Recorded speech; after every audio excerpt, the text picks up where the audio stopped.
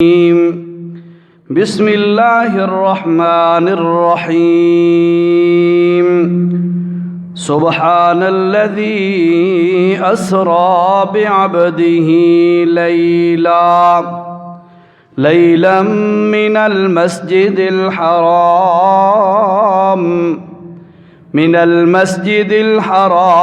إلى المسجد الأقصى الذي باركنا حوله لنريه من آياتنا إنه هو السميع البصير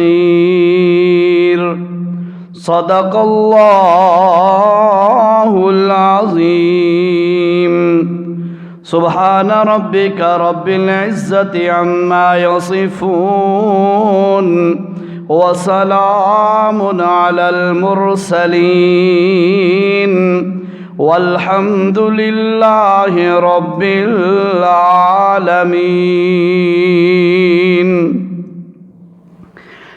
گزشتہ جمعہ پر نماز کا بیان مکمل ہونے کے قریب تھا اور چند باتیں دعا کے متعلق آپ کے سامنے پیش کی تھیں۔ وہ موضوع مکمل تو نہیں ہوا، لیکن آج کا جو دن ہے 27 رجب کا دن ہے، اور سابقہ جو رات ہے وہ 27 رجب کی رات تھی۔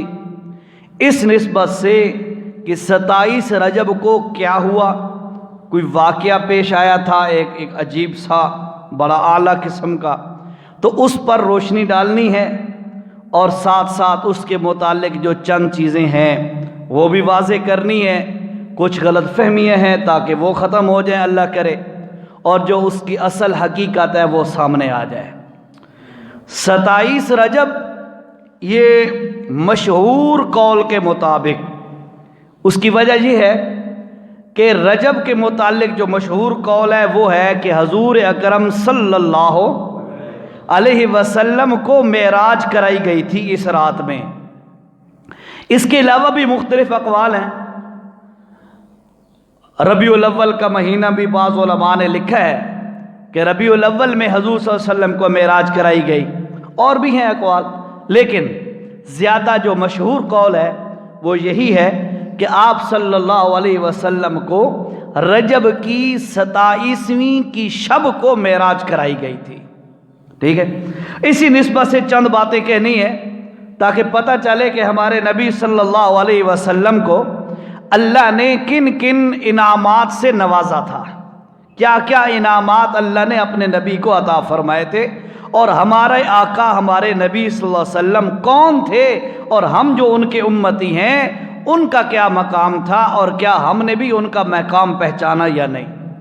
ٹھیک ہے، 27 رجب کا مہینہ، رجب کا اسلامی مہینہ، اس کے بعد شعبان، پھر رمضان۔ رجب کا مہینہ جب آتا تو رسول اکرم صلی اللہ تعالی علیہ وسلم اللہ سے دعا کیا کرتے تھے، اللہم بارک لنا فی رجب و شعبان، اے اللہ ہمارے لیے برکت ڈال دے رجب کے مہینے میں اور شعبان کے مہینے میں، وبلغنا رمضان، اور رمضان ہم تک پہنچا، ہمیں رمضان تک پہنچا دے، یعنی رمضان ہمارے نصیب فرما۔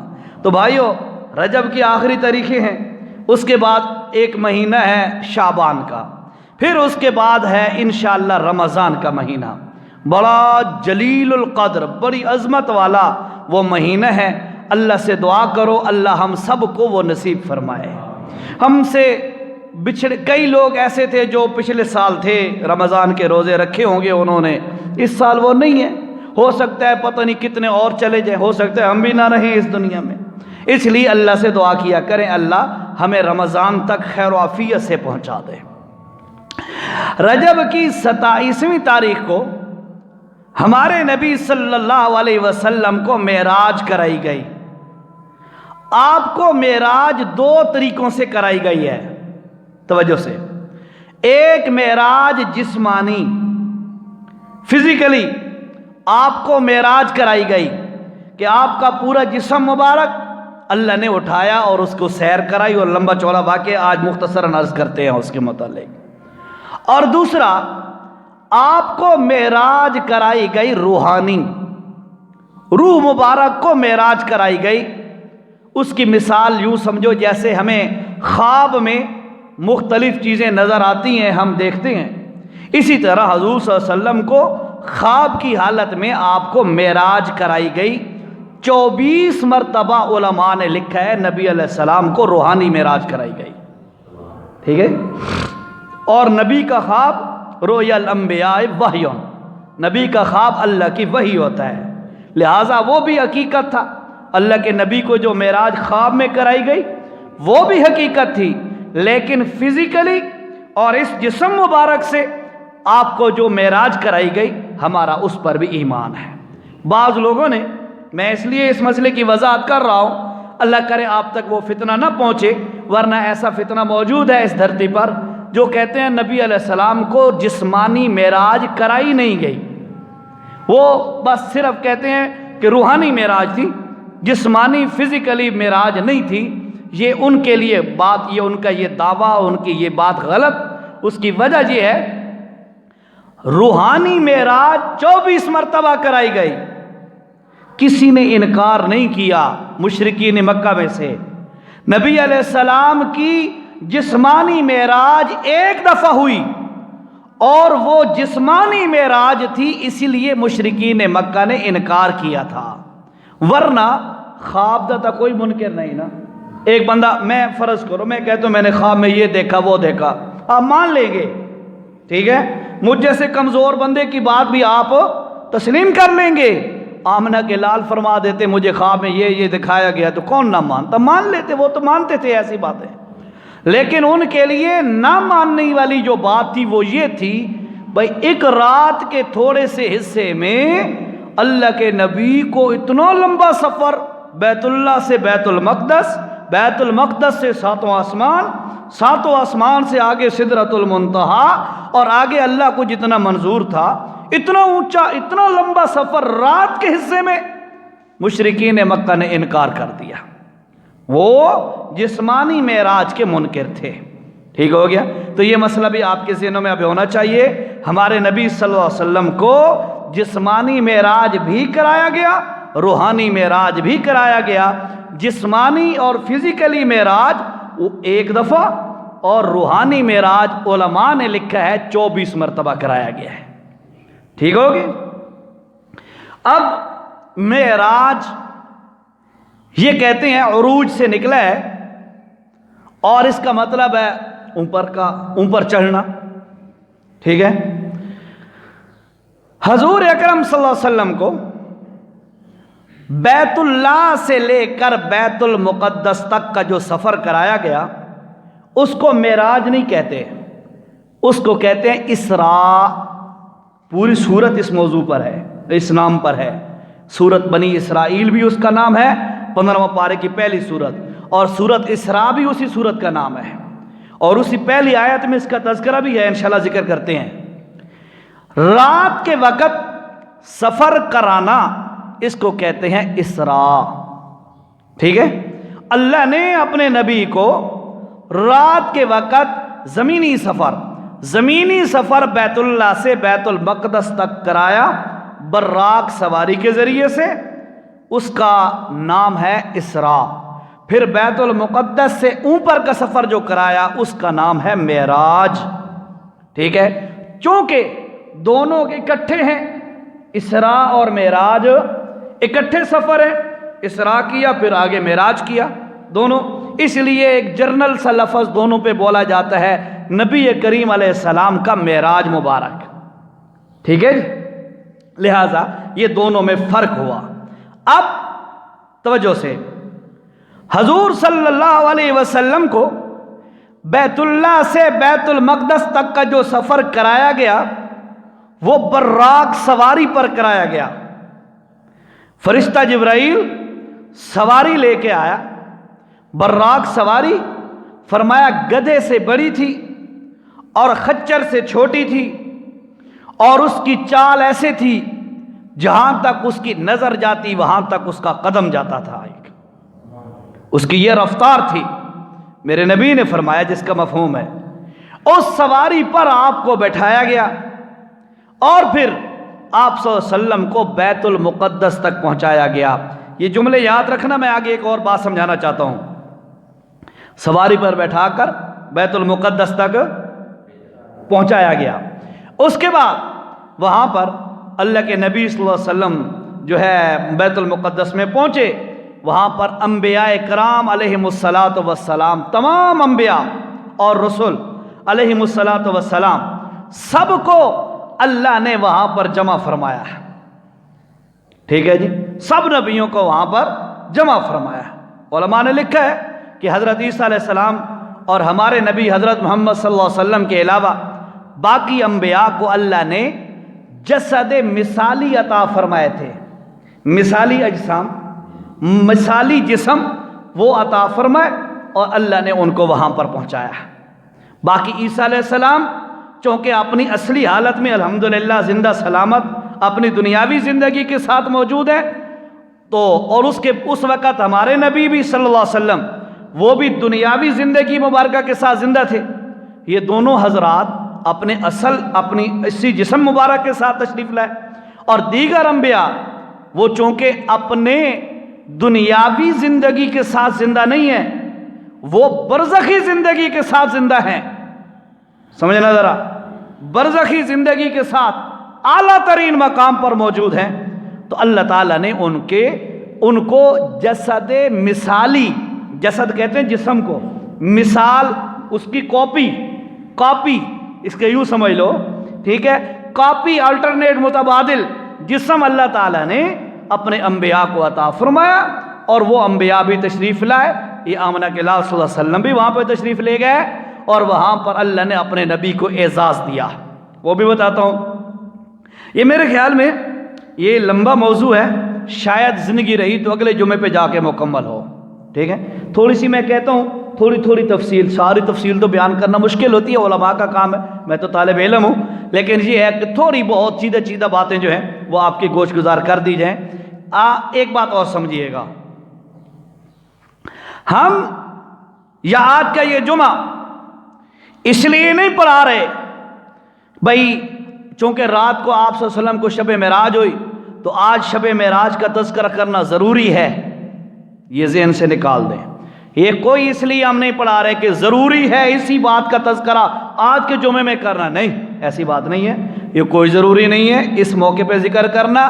یہ صرف چونکہ دن آ گیا تو میں نے کہا چلو ساتھیوں کے ذہنوں میں تھوڑا سا بات کا پتہ چل جائے، ہمارے نبی کو اللہ نے کیا کیا انعامات عطا فرمائے تھے، ٹھیک ہے، بس محض معلومات تک، اپنے نبی کی مقام اور شان کی معلومات تک، بس جہاں تک بتانا مقصود ہے۔ اب اللہ کے نبی صلی اللہ علیہ وسلم بیت المقدس تک پہنچے سواری کے ذریعے سے، وہاں پر اعزاز ملا، اس کے بعد سواری ختم، سواری پر نہیں، اوپر اللہ کے نبی گئے بغیر سواری کے۔ توجہ سے سننا ذرا، میں بات ذرا سمجھا رہا ہوں۔ یہاں بیت اللہ سے بیت المقدس سواری پر، بیت المقدس سے اوپر تک منتہا تک، آخر تک، جہاں تک اللہ کو منظور تھا، یہ سارا سفر بغیر سواری کے۔ میں آپ سے سوال کرتا ہوں، جو اللہ اپنے نبی کو بیت المقدس سے ساتوں آسمانوں کے اوپر بغیر سواری کے لے جا سکتا تھا، وہ بیت اللہ سے بیت المقدس تک بغیر سواری کے نہیں پہنچا سکتا تھا؟ کوئی مشکل تھا اس کے لیے؟ نہیں تھا نا مشکل۔ کیوں یہ انتظام کیا؟ یہ انتظام کیوں کیا سواری کا؟ جنت سے سواری آئی براق، فرشتہ لے کے آیا، اللہ کے نبی کو سوار کیا گیا، آپ صلی اللہ علیہ وسلم اس پہ سوار ہو کے سفر کر کے بیت المقدس پہنچے۔ یار وہ اتنا طویل سفر، پہلے زمین سے لے کر پہلے آسمان تک 500 سال کا سفر ہے، کتنا؟ 500 سال کا، دوسرے آسمان کا اور پہلے کا درمیانی فاصلہ 500 سال، دوسرے کے درمیان، اسی طرح 7 آسمانوں کے درمیان 500 سال کا فاصلہ ہے۔ اس کے بعد آگے جائیے، سدرۃ المنتہا ہے۔ یہ تمام طویل ترین سفر میرے نبی کو بغیر سواری کے کرایا جا رہا ہے، اور یہ بیت اللہ سے بیت المقدس تک کا سفر سواری پر کرایا جا رہا ہے۔ اگر ادھر بھی بغیر سواری کے سفر کرایا جاتا، اللہ کے خزانے میں کمی نہیں آ جانی تھی، لیکن اس کے باوجود اللہ رب العزت نے سواری کا بندوبست کر کے اپنے نبی کو زمینی سفر اور اسراء کرایا، اور ہمیں بتایا لوگو دنیا دار الاسباب ہے، یہاں پر سورس اور اسباب اختیار کرو گے تو نظام چلے گا۔ سورس اور ذرائع اسباب استعمال کرو گے تو تب کام چلے گا۔ یہ نہیں ہو سکتا بندہ کہے میں ادھر کھڑا ہوں اڑ کے فوراً مکہ میں پہنچ جاؤں، نہیں، یہاں پہ آپ کو سواری کا بندوبست کرنا پڑے گا، یا تو بائی روڈ یا بائی ایئر، آپ کو باقاعدہ پیسے خرچ کر کے سواری کا سہارا لینا پڑے گا، تب جا کے یہ آپ کا پروسیس مکمل ہوگا۔ یہ نہیں ہو سکتا آپ کے منہ میں لقمہ خود بخود آ جائے، آپ کے جی میں آئے، تو ایسا نہیں ہو سکتا، بلکہ ہمیں محنت کرنی ہوگی، پیسہ کمانا ہوگا، اس غلہ اناج کو خریدنا ہوگا، اس کی پسائی کرانی ہوگی، آٹا ہماری خواتین نے بنانا ہوگا، پکانا ہوگا، پھر ہمارے آگے رکھنا ہوگا، پھر بھی منہ میں کلا نہیں جائے گا، پھر بھی توڑ کے محنت کر کے مروڑ کے سالن کے ساتھ ٹچ کر کے منہ میں ڈالنا ہوگا، تب جا کے میری بھوک مکمل ہوگی، میری بھوک ختم ہوگی۔ میرے بھائیو، یہ اسباب کا جہان ہے، اس دنیا میں اسباب کو اویل کرنا ہے، سورس کو اویل کرنا ہے، اور یہ اسباب اختیار کرنے ہیں، تب جا کے اللہ کے حکم سے دنیا کا نظام چلتا ہے۔ یہی سبق سکھلانے کے لیے کہ لوگوں، جو اپنے نبی کو اتنا لمبا سفر بغیر سواری کے کرا سکتا ہے نا، وہ نچلا سفر بھی بغیر سواری کے کرا سکتا تھا، لیکن اس لیے نہیں کرایا، ہمیں سبق سکھایا کہ ہاتھ رکھ کے بیٹھ نہیں منجنا، پیسہ پایا جی کام نہیں کرنا، پایا جی نہ محنت نہ مزدوری نہ کوئی جاب نہ کوئی ملازمت نہ کوئی کام، نہ، بلکہ یہاں پر محنت کرنی ہوگی، محنت شرط ہے۔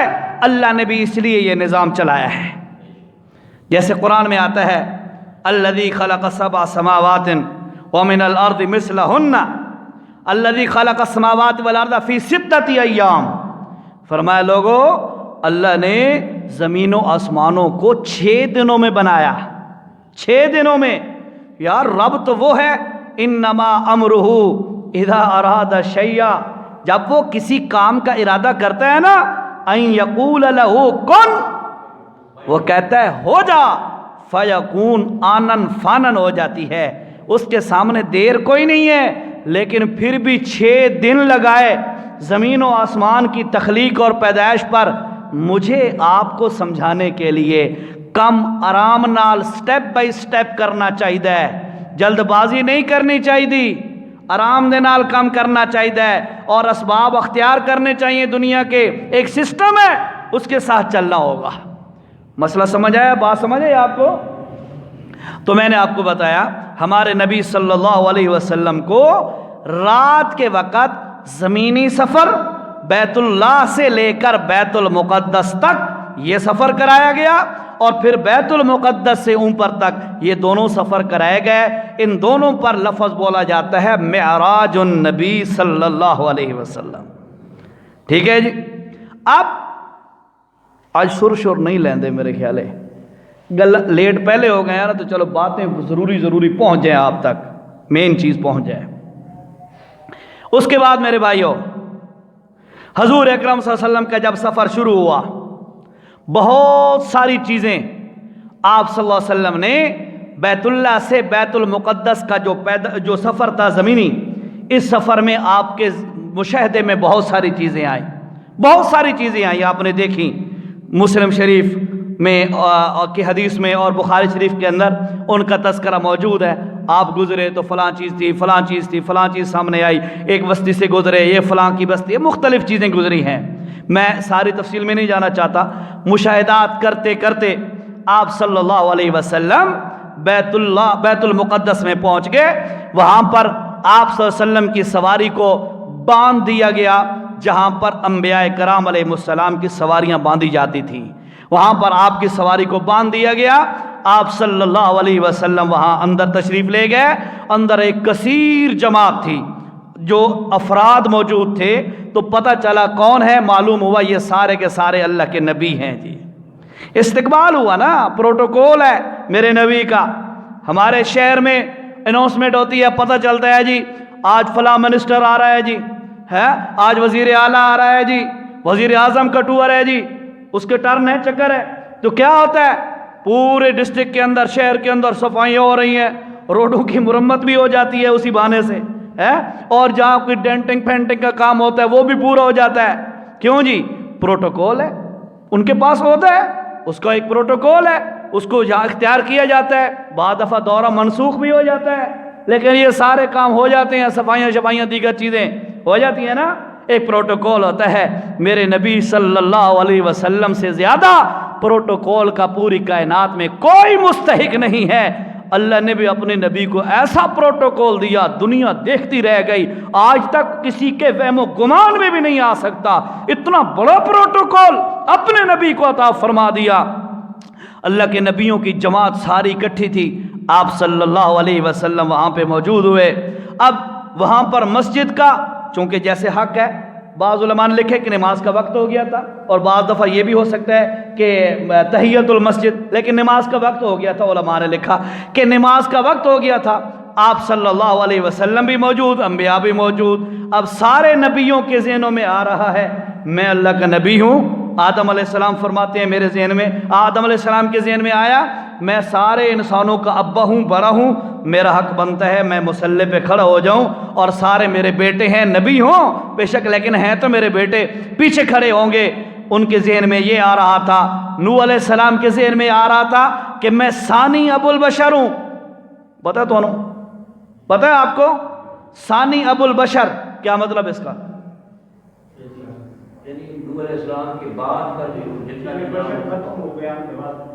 ثانی ابو البشر, بس ٹھیک ہے, ایرت ڈانگ لگ گئی ہے بہرحال. اچھا ٹھیک ہے. جب طوفان نوح آیا اس وقت سارے انسان ختم ہو گئے تھے.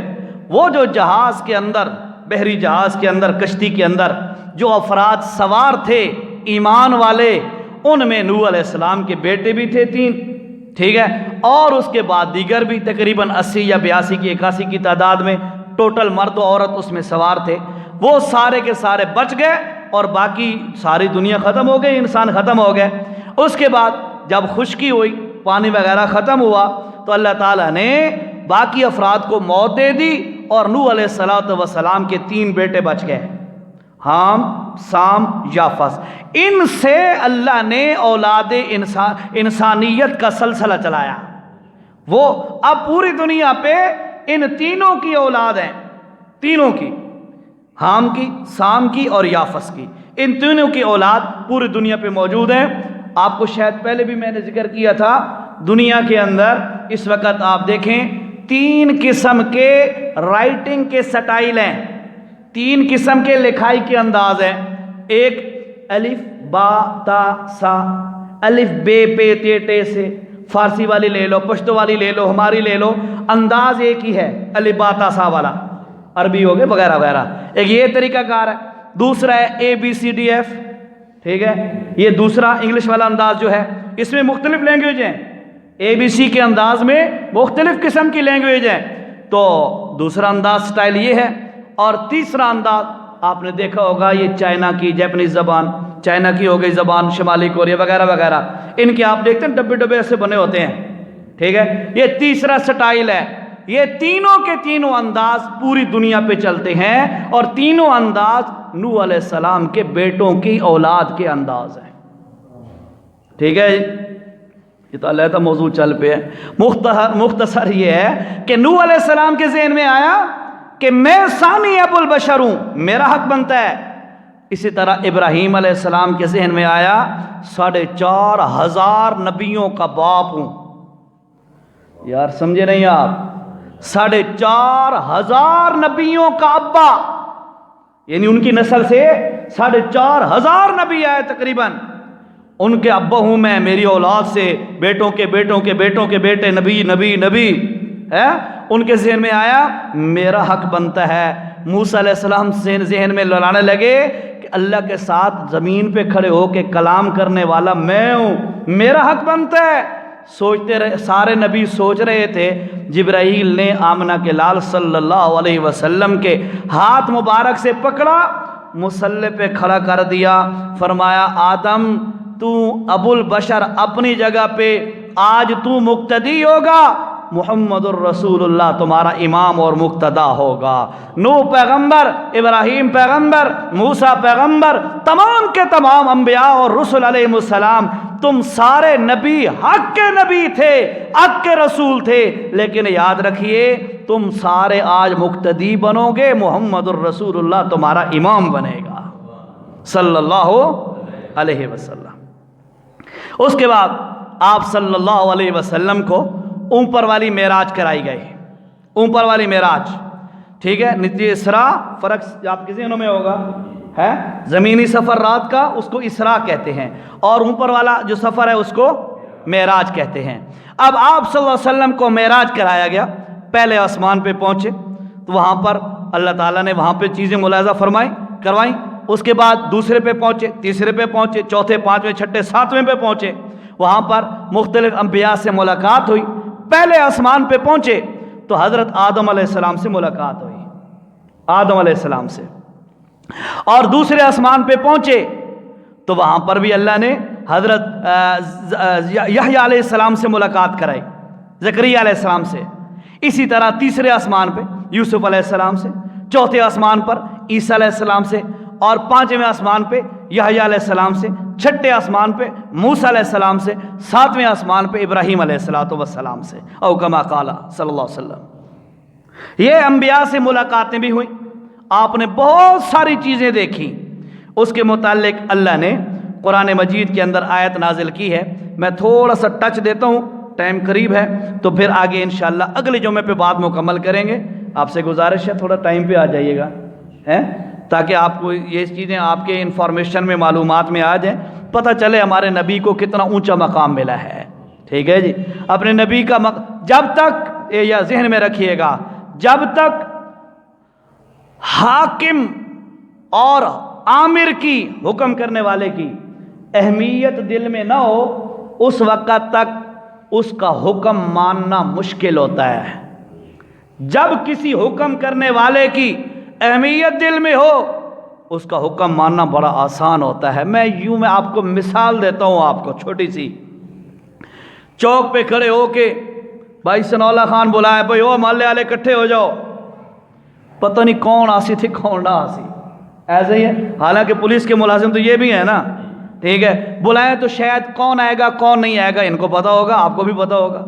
ادھر ہی ایس پی بلا لے، سب کو کال کرے، بھائی سارے جتنے بھی نوجوان ہیں اور بڑے ہیں سارے جمع ہو جاؤ، ضروری بات کرنی ہے.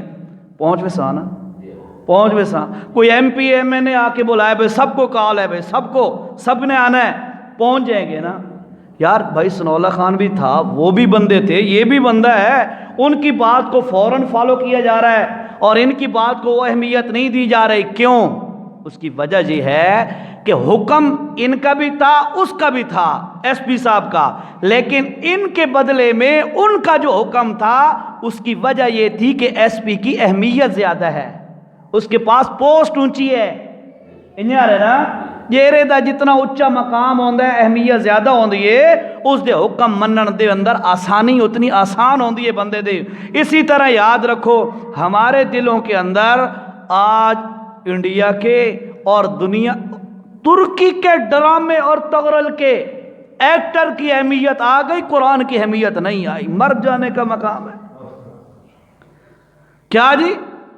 ڈرامے سے کہتا ہے میں دین سیکھ رہا ہوں، مسلمان کہتے ہوئے مر کیوں نہیں جاتا؟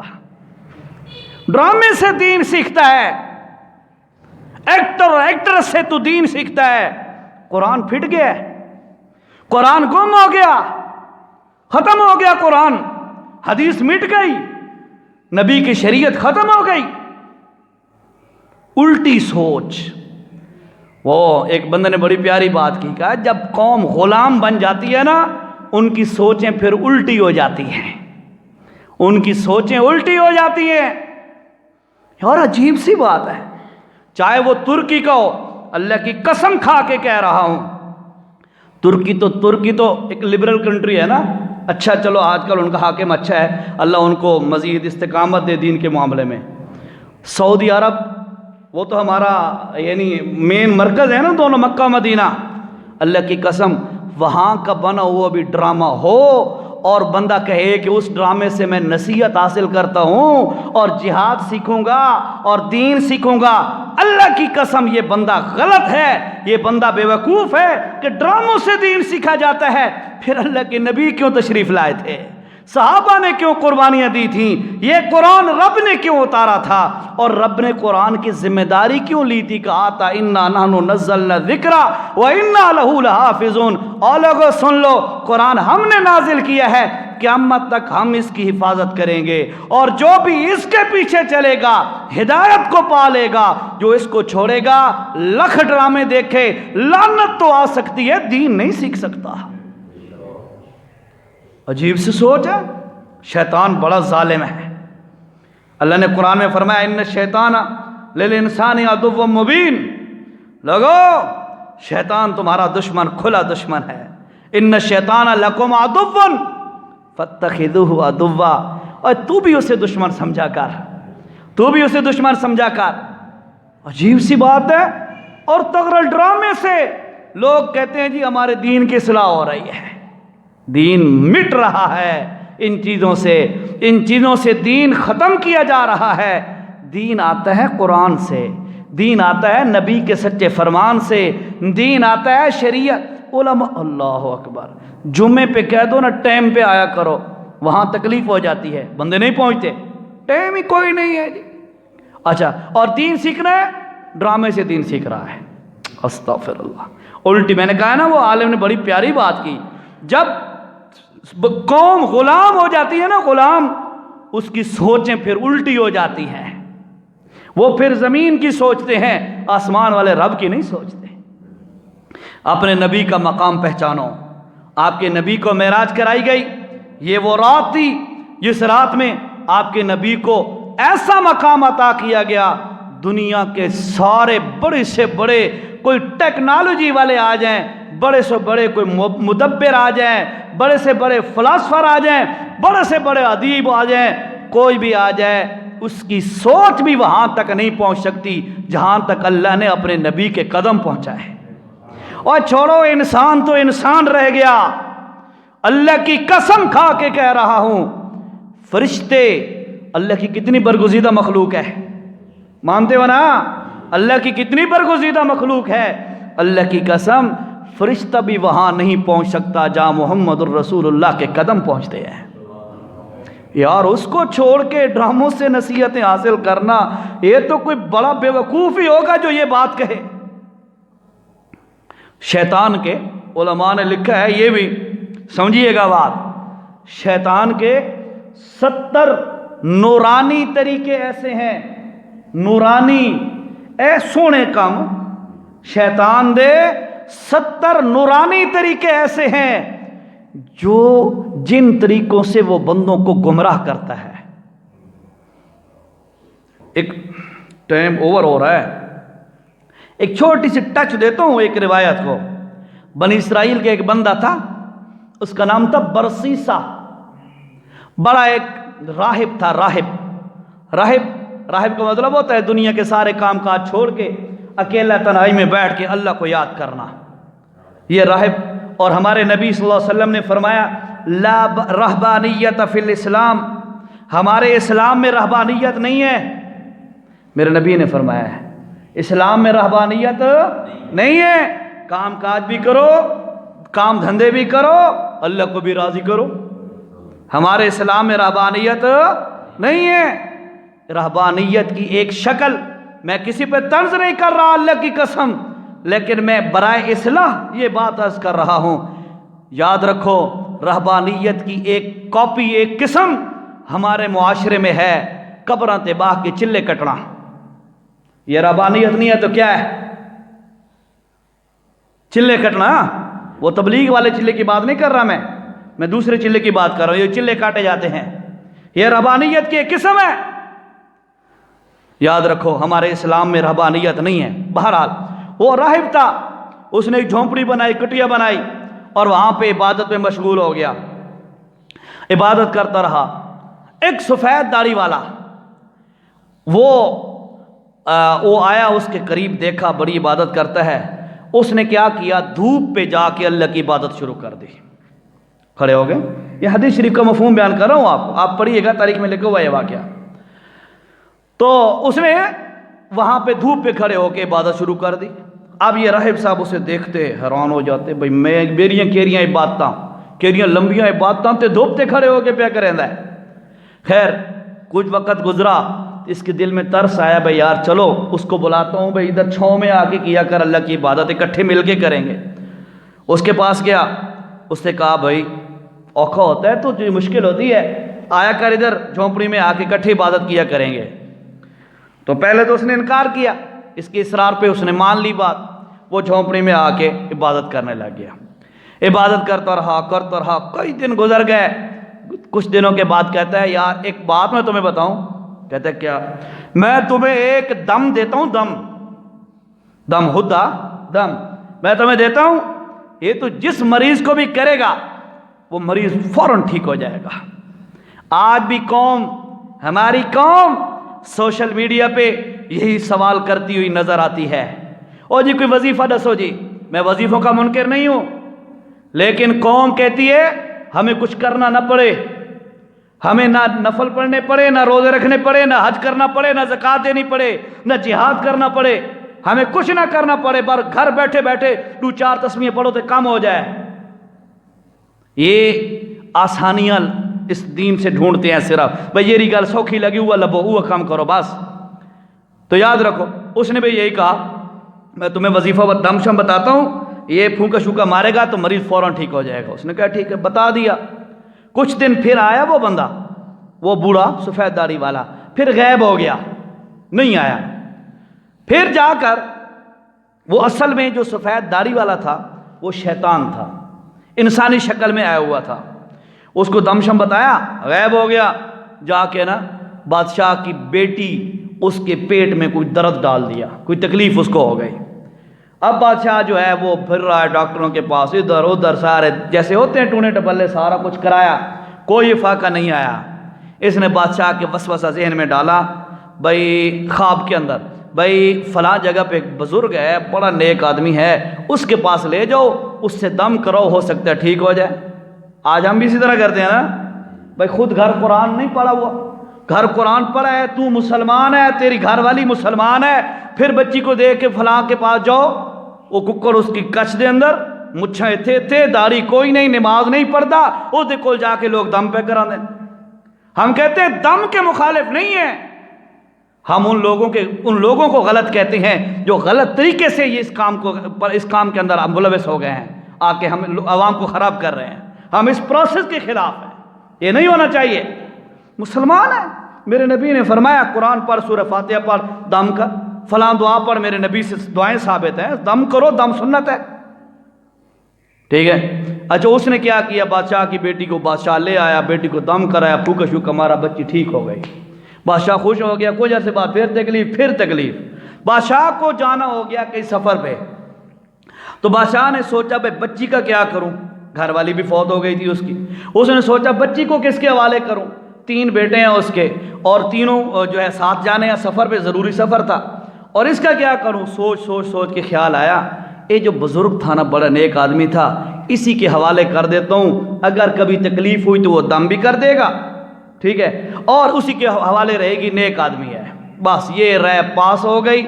وہ آیا، اس نے پیر صاحب کے کہا کہ میں جو ہے اس طرح کرنا چاہتا ہوں. پیر صاحب نے کہا ایسا نہیں کرنا، آپ سامنے ادھر مکان بنا دو اور تیری بچی وہاں پہ رہے، کھانے پینے کا انتظام اسے کر دو، اگر کبھی تکلیف ہوئی تو میں دم کر دیا کروں گا.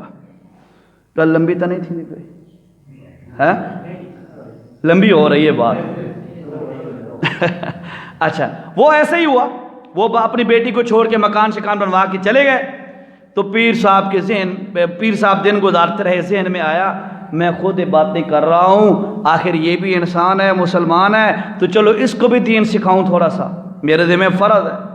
ہاں اے نہیں پتا بھائی یہ اور شیطان دا جال ہے۔ میرے نبی صلی اللہ علیہ وسلم نے فرمایا النساء حبائل الشیطان، شیطان جس وقت کہ بندے نو ڈھاونا ہوئے نا، سرائکی جاتے نا، شیطان کہ بندے نو پھسانا ہوئے، ڈھاونا ہوئے، کسی بندے کو گرانا ہو شیطان نے، او جال کیرا استعمال کردا ہے؟ میرے نبی نے فرمایا النساء، عورتوں کو استعمال کرتا ہے، لڑکیاں، عورتیں، یہ جال ہے شیطان کا۔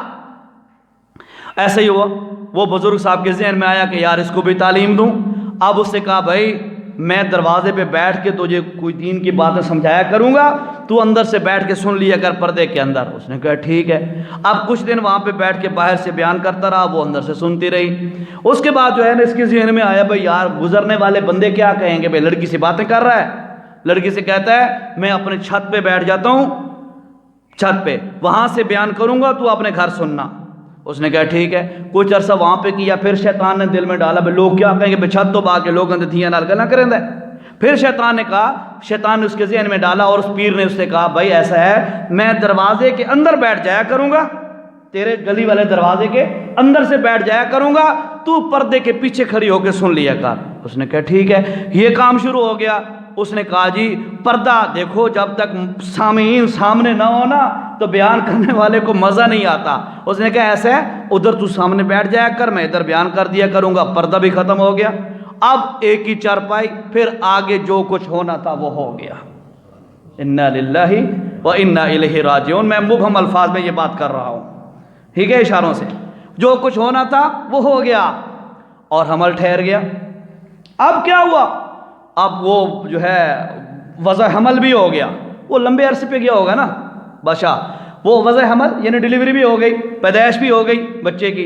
اب جو بچے کی پیدائش ہوئی تو اس پیر صاحب کو خوف آ گیا، بھائی اب کیا کیا جائے، یہ تو بچہ ہے، بچہ اس کو ہو گیا تو لازمی بات ہے مجھے انہوں نے پکڑنا ہے، بادشاہ ہے فوراً پھانسی پہ لٹکا دے گا۔ اس نے کوشش کی رات کو چھپ چھپا کے، عورت سے چھپا کے اس کا بچہ قتل کر کے زمین میں دفن کر کے زمین برابر کر دی، ٹھیک ہے۔ اب جو ماں کی آنکھ کھلی تو بچہ نہیں تھا، وہ روئے پیٹے آگے پیچھے، بہرحال جیسا کیسا بھی اس کو، وہ اب یہ اس کو سمجھانے کی کوشش کر رہا تھا۔ وہ ماں تھی، ماں تو جیسی بھی وہ ماں ہوتی ہے نا، وہ مجبور تھی، وہ روئی پیٹی، تو اس نے دیکھا بھائی یہ تو اب اوروں کو بتاتی ہے، اس نے کیا کیا، اس کو بھی قتل کر دیا۔ ہے کون؟ راہب صوفی صاحب۔ کتنے کام ہو گئے، زنا بھی کر بیٹھا، بچے کا بھی قتل، عورت کا بھی قتل۔ اب جو بادشاہ آیا تو اس کے سامنے بڑی ایک فلم بنائی، کہانی بنائی، بھائی وہ جی آپ کی بیٹی جی بس اللہ کی مرضی جی بیمار ہو گئی تھی، میں نے دم شم کیا، بڑا کیا، لیکن وہ ٹھیک نہیں ہوئی اور وہ بیچاری فوت ہو گئی، اس کی یہ قبر ہے۔ بادشاہ تھا، اس کے جو بیٹے تھے وہ بیچارے رو کے بہن بیٹی کے لیے واپس چلے گئے۔ ایک دن، اب وہ آگے ذرا سمجھیے گا بات میں سمجھانے لگا ہوں۔ لوگ فلموں سے دین سیکھتے ہیں، لوگ ڈراموں سے دین سیکھتے ہیں، توجہ کرو ذرا توجہ، میں اسی لیے یہ بات شروع کر بیٹھا ہوں۔ ایک دن رات کے وقت ایک بیٹے کو خواب آیا۔ وہ صبح اٹھا اور اپنے بھائیوں سے کہنے لگا یار مجھے خواب آیا ہے کہ ہماری بہن جو ہے نا وہ مری نہیں ہے، اس کو مارا گیا ہے، اس کے ساتھ اس کا بچہ بھی دفن ہے، یوں کام ہوا ہے۔ دوسرے بھائی نے کہا اللہ کی قسم مجھے بھی یہی خواب آیا ہے، سیم ٹو سیم۔ تیسرا بھائی کہتا ہے اللہ کی قسم مجھے بھی یہی خواب آیا ہے۔ بادشاہ تھے، فوراً نکلے، اپنے ساتھ بندے لیے اور فوراً پہنچ گئے، قبر کی کھدائی کرائی تو میت قتل ہوئی تھی، پتہ چل جاتا ہے، آپ کو پتہ ہی ہے۔ اس کے بعد بچے کی قبر بھی ساتھ جو خواب کے اندر بتایا گیا تھا وہ بھی۔ اب دونوں ماں بیٹی جب پکڑی گئی، یعنی اس کو پکڑا گیا، پتہ چل گیا کہ یہ اس کی واردات ہے اپنی، اور بادشاہ نے حکم جاری کیا اس کو سولی پہ لٹکا دو۔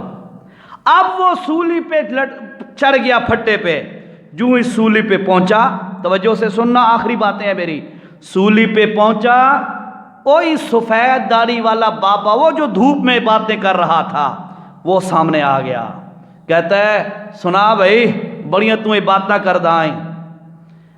اس نے کہا کیا؟ اس نے کہا یہ مجھے جانتا ہے؟ اس نے کہا میں جانتا ہوں، تو نے میرے ساتھ باتیں کی تھیں۔ اس نے کہا پھر؟